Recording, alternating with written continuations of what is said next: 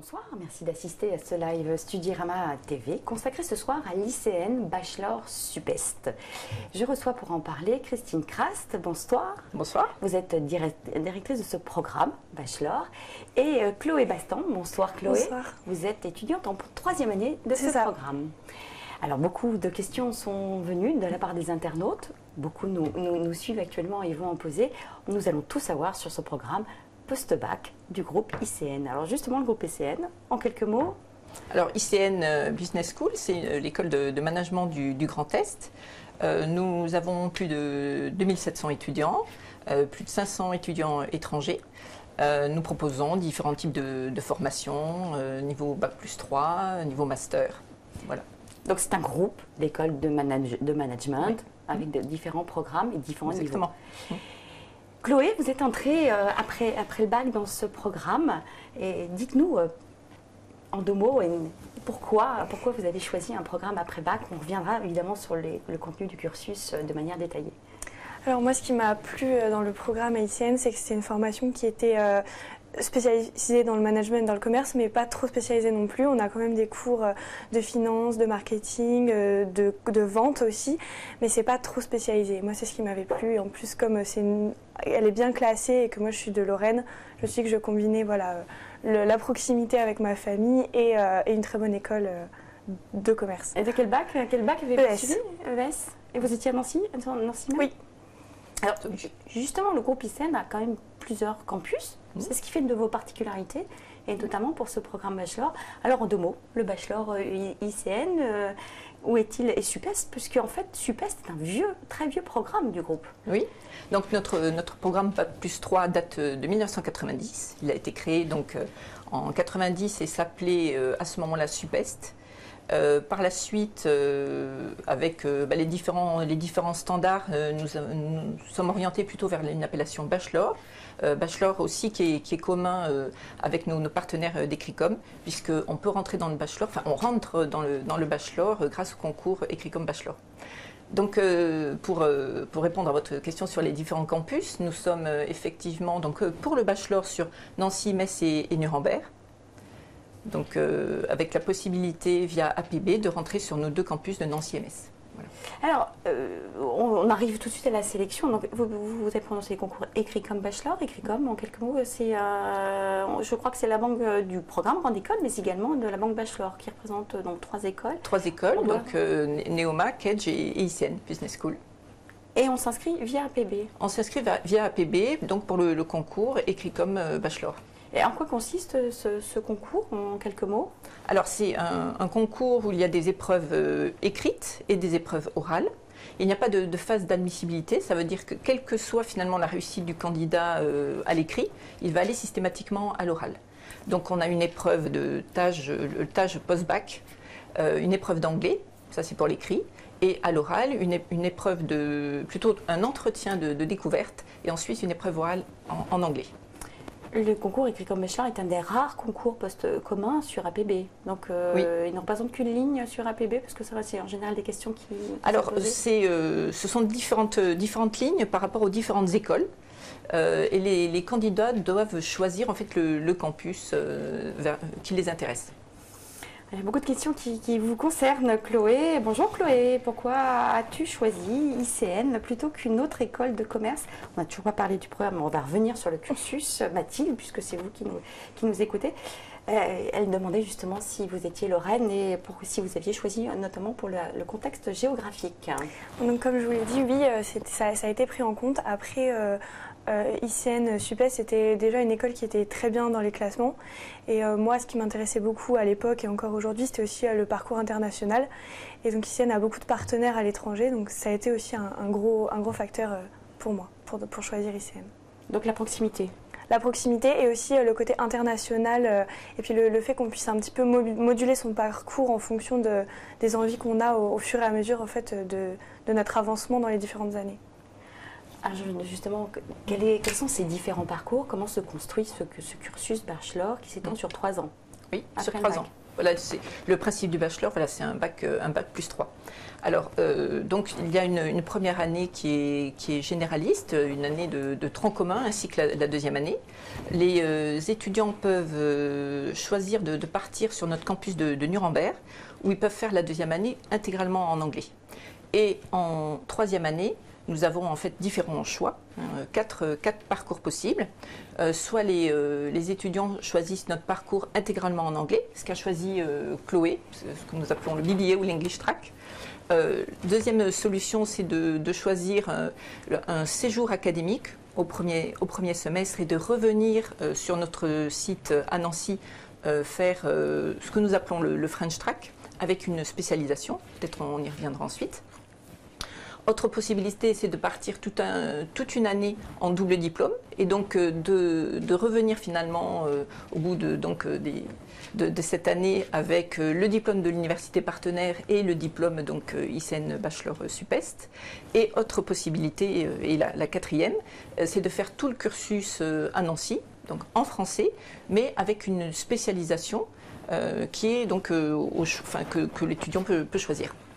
Entendons-nous, quand on entre dans un bachelor, on entre manifestement de plein pied dans les enseignements, les fondamentaux du management. Apparemment, on n'a pas après la terminale. Tout à fait. C'est donc post-bac. La première année va être plutôt consacrée aux fondamentaux de la gestion, avec les différentes matières donc, qui ont été citées par Chloé. La deuxième année est peut-être plus opérationnelle, avec une orientation peut-être plus technique de vente, opérationnelle. Et la troisième année, avec les différents parcours, peut-être on reviendra sur les spécialisations qu'on propose, notamment sur notre site de Nancy. Allons-y tout de suite. Vous avez des spécialisations, métiers. Voilà, c'est plus professionnalisant. Donc on a des modules, un parcours banque et assurance. Un autre parcours affaires internationales, donc délivré en anglais. Et le troisième parcours, c'est communication commerciale. Alors justement, l'international, il y a beaucoup de questions qui sont posées sur le sujet. Quand part-on précisément et dans quel contexte? Quels sont vos partenaires internationaux? Et parce que l'English Track que vous avez choisi, Chloé, et vous allez nous dire pourquoi, s'inscrit dans cette dimension internationale de quel groupe en fait et ses partenaires? Oui. Alors, nous avons, on va dire, plusieurs facettes de l'international. Déjà, nous avons beaucoup d'étudiants étrangers qui sont dans le bachelor. Donc, pour 550 étudiants en tout, nous avons plus de 170 étudiants étrangers. Et une grande partie, d'ailleurs, fait cet English Track, le BBA, donc délivré complètement en anglais, qu'a choisi Chloé. Nous avons plus de 100 partenaires à l'étranger.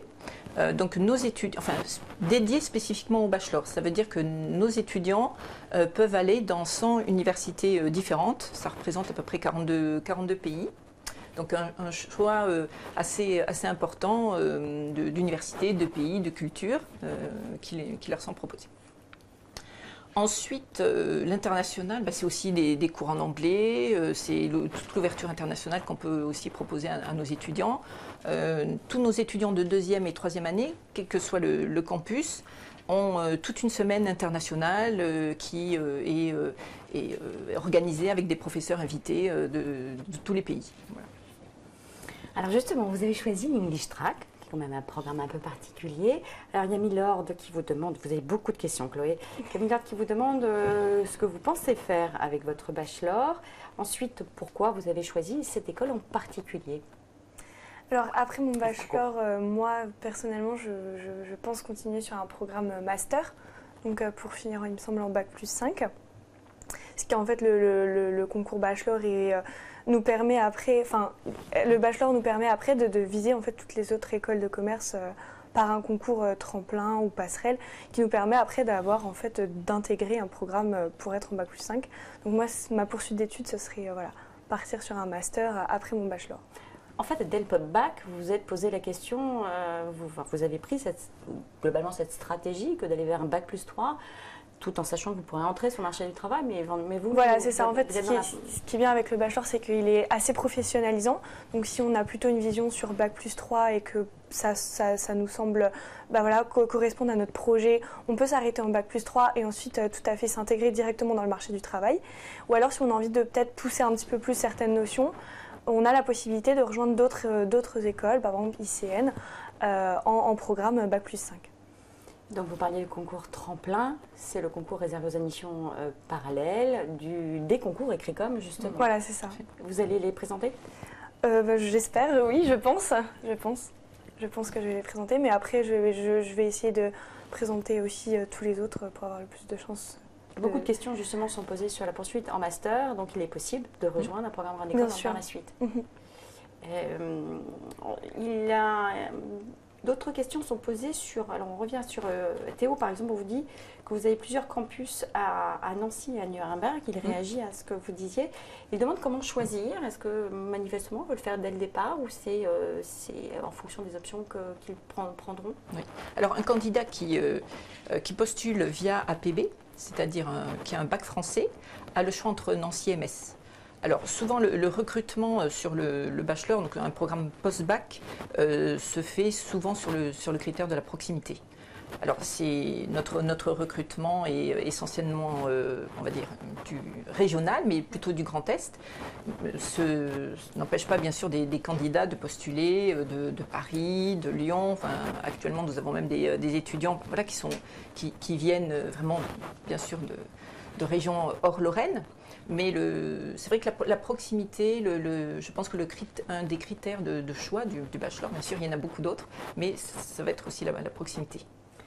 Sans transition, mais Milord vous pose la question, Chloé, de savoir comment se passe votre scolarité. Il demande si il y a une grosse différence avec l'année de terminale. Alors il y a une grosse différence surtout au niveau des matières qu'on voit parce qu'il faut oublier totalement les mathématiques, le français, l'histoire, on oublie tout ça. On repart vraiment sur des bases de management, des bases de comptabilité, de marketing. Donc si on sort d'un programme ES, S, L, peu importe, voilà, on a toutes les chances de son côté. Il n'y a pas un bac qui est favorisé. Et puis après, moi, ma scolarité se passe très bien. Je suis très contente de tout mon parcours pour l'instant. Vous avez une journée type ou une année type, un semestre type parce que ça change fondamentalement du cursus académique. Alors, un semestre type, alors déjà, on n'a pas forcément un emploi du temps fixe. Donc, ça va varier en fonction d'une semaine à l'autre. On a cours, généralement, on commence à 9 h. Ensuite, on a 3 heures de cours en fonction de la journée. Ensuite, on mange, on a cours l'après-midi, donc c'est du lundi au vendredi. On a cours le mercredi, toute la journée parfois.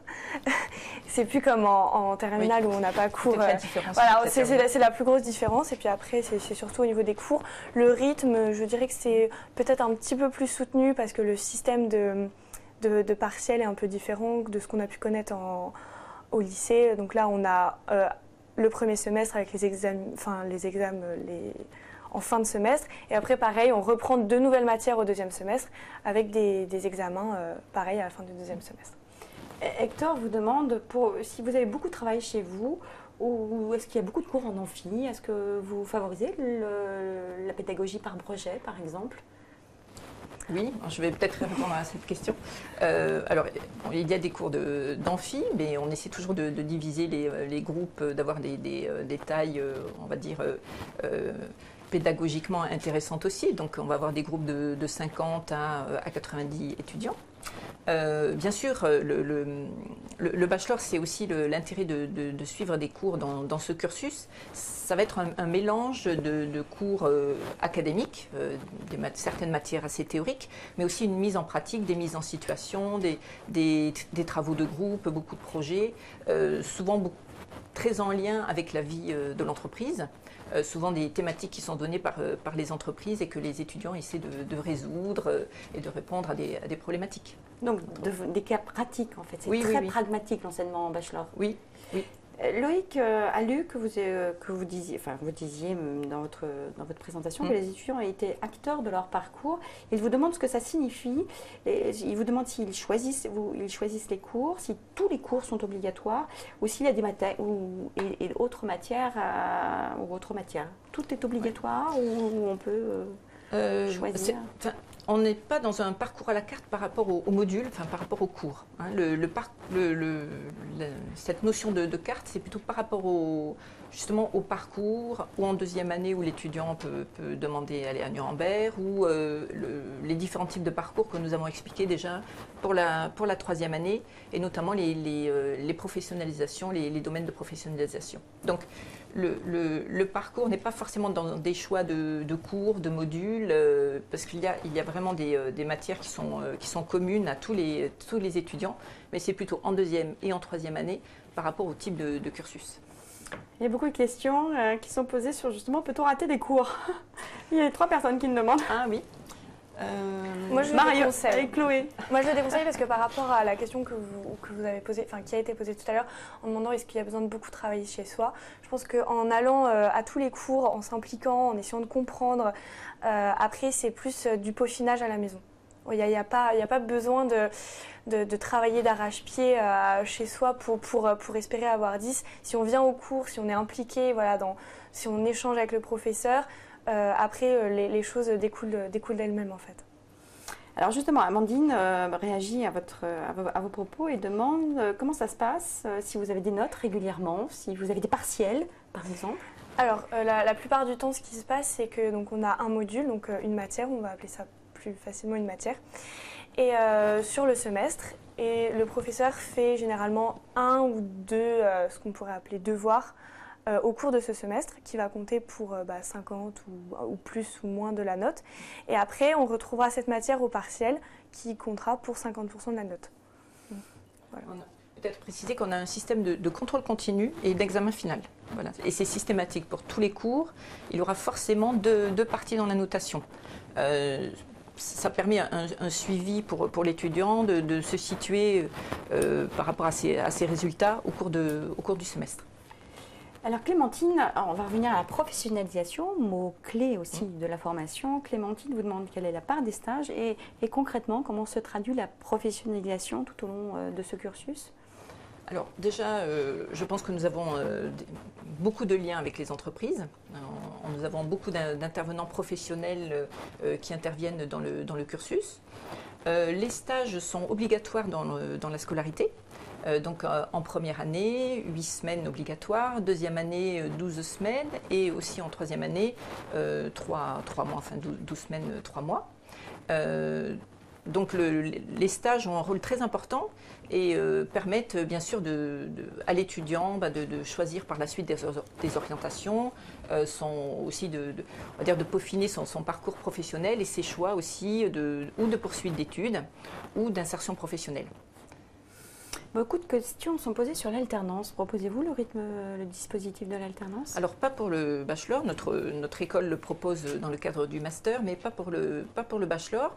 Nous avons, alors c'est pas vraiment de l'alternance, mais en deuxième année, les étudiants ont une journée qui va être dédiée soit à un projet associatif, soit un projet professionnel. Et ce qu'on appelle le projet professionnel, c'est la possibilité pour l'étudiant de travailler un jour semaine en entreprise.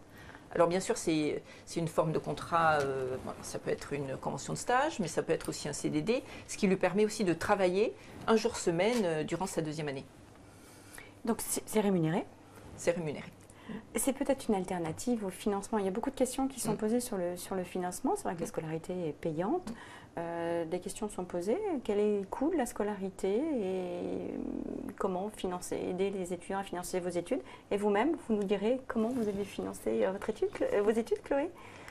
Alors, pour la scolarité, pour la rentrée prochaine, puisque je vais peut-être donner les tarifs pour la rentrée prochaine, voilà, c'est 6 800 € pour l'année.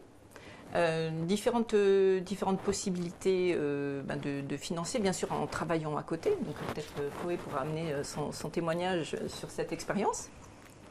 Nous avons des partenariats privilégiés avec des banques qui peuvent proposer des taux plus intéressants à nos étudiants. Et extrêmement intéressant d'ailleurs. Très intéressant. Très négocié, oui. Mieux qu'il le serait si on passe par nos parents. Tout à fait. D'accord. Nous avons un avantage aussi, c'est que l'école, donc ICN Business School, est reconnue par l'État. Et donc dans ce cadre-là, quand vous avez une reconnaissance de l'État, ça permet aussi aux boursiers d'obtenir des financements. Voilà. les fameuses bourses Crous. Oui, c'est ça. D'accord, ça concerne les boursiers Crous. Oui.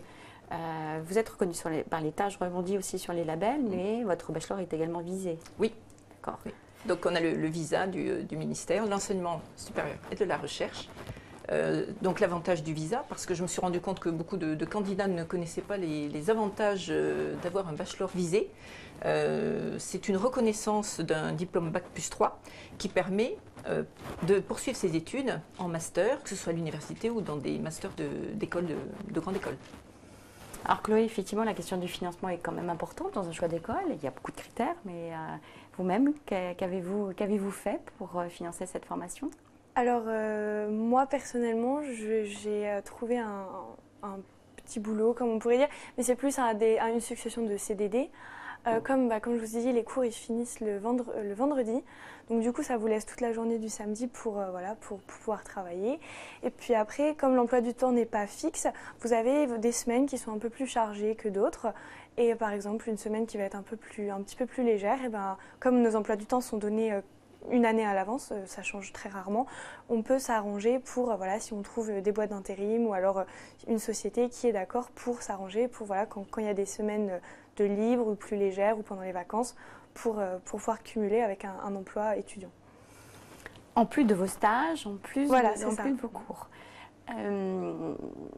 La vie associative, vous le disiez tout à l'heure, est très prégnante dans votre cursus. Êtes-vous impliqué dans la vie associative? Si oui, laquelle? Qu'avez-vous choisi? Comme Madame Krabs l'a dit, l'année dernière, on pouvait faire le choix soit d'un projet professionnel, soit d'une association.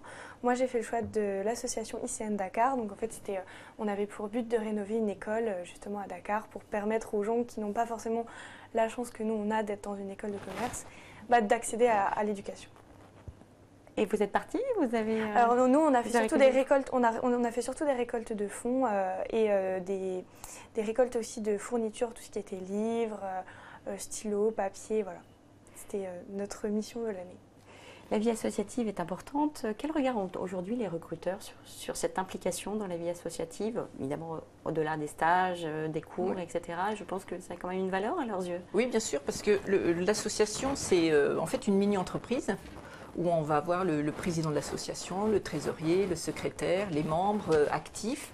Et cette, on va dire, mini-entreprise, c'est une très belle expérience pour les étudiants qui doivent se gérer en un but bien précis auquel ils doivent parvenir durant leur scolarité. Donc c'est très motivant, souvent.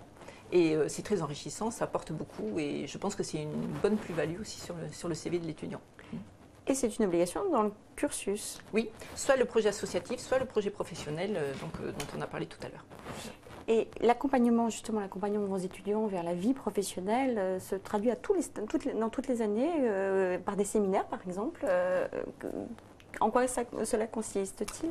Alors, on a effectivement différents séminaires avec un objectif pédagogique qui est bien identifié à chaque fois pour que l'étudiant puisse avoir un très bon épanouissement au cours des 3 ans. Notre but est bien sûr d'arriver à un bon niveau académique, mais aussi qu'il ait des compétences et qu'il soit aussi finalement un étudiant, un diplômé, un futur diplômé épanoui, à l'aise. Donc on est très très vigilant justement sur cet accompagnement. Donc on a un centre de compétences comportementales dédié donc justement au suivi de l'étudiant, un enseignant, un référent qui va suivre tout au long de sa scolarité l'étudiant. Donc durant les 3 ans, l'étudiant sait qu'il peut contacter à tout moment un enseignant qui va connaître ses expériences, ses stages, puisque c'est aussi l'enseignant, le référent qui va suivre les stages et les expériences professionnelles de l'étudiant. Donc ça permet d'avoir une bonne vision globale de nos étudiants. On vous posait la question de savoir ce que vous visiez après un bachelor, c'est la poursuite d'études, mais globalement, quels sont les débouchés après le bachelor? Alors, peut-être déjà dire que nous avons la répartition. Nous avons 85% des étudiants qui poursuivent leurs études et 15% qui trouvent du travail alors très très rapidement après être sortis du bachelor. Donc les dernières enquêtes emploi nous montrent que voilà, en 2-3 mois, la plus grande majorité après le bachelor a déjà ou un CDD ou un CDI. Les secteurs qui sont concernés sont la banque et l'assurance, donc directement en lien avec notre domaine de professionnalisation, le commerce, la distribution, les sociétés d'études, de conseil. Voilà pour les secteurs d'activité. Si on regarde par rapport plutôt aux métiers, nous avons des responsables de points de vente, des chefs produits, des chefs de marque, des attachés commerciaux. Je pense que le choix est très vaste du fait aussi de la démarche très générale qu'on a dans le bachelor. Comme on n'est pas vraiment sur une spécialisation depuis la première année, ça permet d'avoir des postes finalement qui sont très ouverts dans différents secteurs d'activité. Vous avez la chance d'avoir une proximité avec l'Allemagne, enfin les pays germanophones. Oui. Est-ce que les entreprises sont en demande de profils germanophones actuellement? Oui. Alors, bon, tout à fait. Bon, c'est vrai que nous sommes très proches. En plus, nous avons un campus à Nuremberg. Nuremberg qui est aussi une ville avec un tissu industriel, de sociétés de services aussi qui est très important. Donc forcément, ça nous permet aussi d'avoir nos étudiants, notamment du campus de Nuremberg. Ça leur permet d'avoir des stages dans ces entreprises. Bien sûr, bon, les échanges, on va dire aussi la Lorraine et l'Allemagne sont très importants. Donc le critère aussi de savoir parler l'allemand, bien sûr, est pris en compte. Mais je pense que bon, la langue qui est quand même très dominante, c'est l'anglais. Voilà. Sans transition non plus, quelques dernières questions concernant la sélection. Beaucoup demandent si on peut rentrer dans votre bachelor après une année universitaire, une première année universitaire. Peut-on intégrer ce bachelor en admission parallèle? Alors, nous ne proposons pas d'admission parallèle pour des Bac plus 1, Bac plus 2 français. Donc, un étudiant qui aurait fait une année en université serait obligé de passer le concours écrit comme bachelor pour rentrer en première année. Organisez-vous également des réunions? Il y a beaucoup d'écoles qui organisent des journées de préparation. Est-ce le cas pour le bachelor? Oui, tout à fait. Nous proposons une journée de préparation où on explique le programme, le contenu, nos attentes et où on explique aussi l'état d'esprit du concours. Chloé, excusez-moi, c'est Amandine qui vous posait la question. Si on trouve du travail, pourquoi donc poursuivre? Elle réagit à votre question. Évidemment, si on trouve du travail, pourquoi poursuivre? Pourquoi êtes-vous en quête d'un Bac plus 5? Je ne saurais pas forcément comment répondre à cette question. Pour moi, c'est parce que peut-être, après je peux peut-être me tromper, mais peut-être qu'avec un Bac plus 5, on peut prétendre à peut-être plus de responsabilités qu'il faudrait plus de temps à acquérir lorsqu'on sort d'un Bac plus 3. Peut-être qu'en sortant d'un Bac plus 3, on mettra plus de temps à acquérir certaines compétences pour avoir des postes à plus haute responsabilité qu'on aurait plus facilement peut-être en sortant d'un Bac plus 5. La quête d'un Bac plus 5 quand même répond à une demande puisque 85%, mais il se trouve que les entreprises quand même sont en demande de Bac plus 3. C'est quand même devenu un niveau de sortie important. Oui, tout à fait. Le Bac plus 3 correspond encore à une demande d'entreprises qui souhaitent aussi recruter des commerciaux, mais surtout aussi des commerciaux qui sont capables de devenir des managers, de gérer une force de vente et d'évoluer aussi à travers les différentes missions de l'entreprise. Merci et à très vite sur un nouveau live Studyrama TV.